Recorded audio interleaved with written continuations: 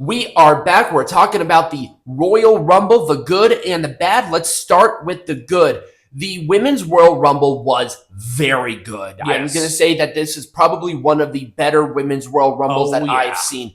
Now, there was only like 8 of them, so it's not, the most out of in the world. Yeah. But, this one did stand out to me as being one of the stronger ones. I like this match because it showed Kevin Owens' desperation on finally doing this. Yeah. But now my problem is, after all the talk, all the pop and circumstance, what is next for Kevin Owens?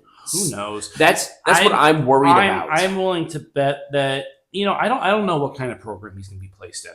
Yeah. But the whole saga with Cody is over, so it has to be now. We can put all behind us. I mean, he's not. I don't think Cody's going to be defending the title Elimination Chamber. They're going to really focus on the Chamber regarding that. Yeah. His next title defense will probably be WrestleMania. So. Yep. That's really it there. The Men's Royal Rumble, once again, was very good. These were just 2 really strong Rumbles. There weren't a lot of surprises in the men's match. I will talk about that because I do have sort of an aside when it comes to surprises, but we'll talk about that in a second. Okay. And obviously, this blew the roof off of out of all the comebacks and re-debuts, like this one, everybody was excited for. Yep. This is the one that everyone was looking. Everyone was looking for. Bay is back. Yes. It's awesome. And don't worry, I have lotion. And I refuse to pull out. But yes, it's all good. I think it was a big pop. People really enjoyed it. I think people just enjoyed this Rumble period, and I really liked it. But with the good, there were a couple of bads. And I wouldn't say necessarily bads, just out of places. So the one thing that I will say that I'm just, and we're getting to it now, and I guess it's more that there is an expectation of a certain amount of surprise entrance when it comes to the Royal Rumble. And I think we need to sort of curb that expectation slightly because the roster is so stacked of people. Yeah, that we should amazing competitors. We should mull the expectations. Yes. Now, there were a couple of them, and I think that's sort of why these surprises are more standoutish, but a lot of people complained about it. I put it as a negative, not because of the lack of entrance, but because of the expectations of people.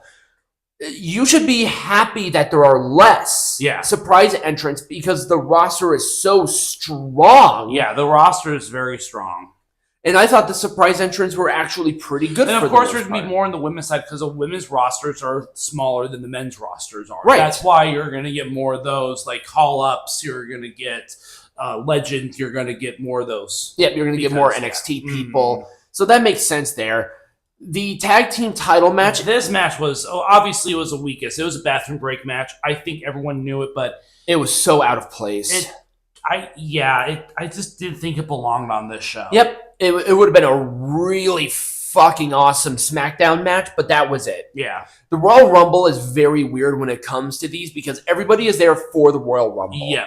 So, I mean, it is a match that was on the card. We have to put it somewhere, and it was a negative. I'm sorry. Yeah, it was, and I think everyone that I've read agreed with that this was the weakest match on the card. Yep. And then finally, the one thing that I just was like not happy with when it came to the show in general is that there was so much empty time. Yeah. So much empty time. There were 4 matches. This show was 4 hours. You could have cut one of those hours out, and it would have been just fine.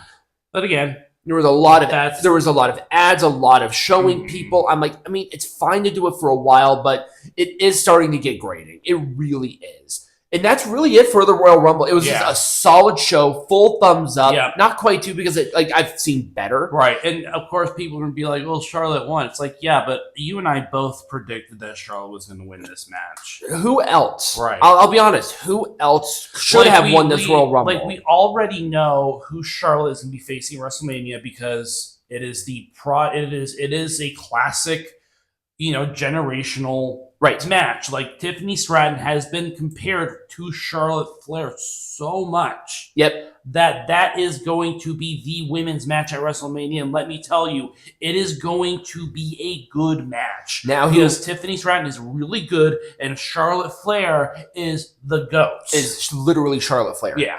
But it was good seeing her back. She definitely did not miss a step. Maybe a little more ginger, but once again, she has the gigantic, chunky, white, sparkly knee brace. Notice how she didn't use it. Like, that wasn't her strong. I'm not sure if she ever used that leg as her strong kicking leg. Anyway. No, it wasn't. Yeah, I don't think she did.